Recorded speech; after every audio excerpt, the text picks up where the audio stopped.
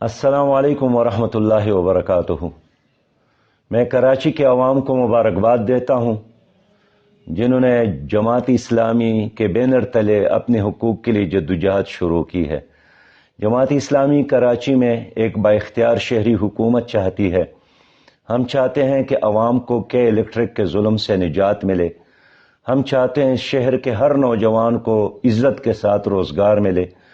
ہم چاہتے ہیں کہ کراچی میں مردم شماری ہو اور اس کے حوالے سے جو شکوک اور شبہات ہے اس کا خاتمہ ہو۔ ہم چاہتے ہیں کہ ایک ایسا شہر جو پوری ملک کے لیے معیشت کے حوالے سے ایک ریڑھ کی ہڈی ہے، اس شہر کے لوگ آخر پریشان اور بدحال کیوں ہیں؟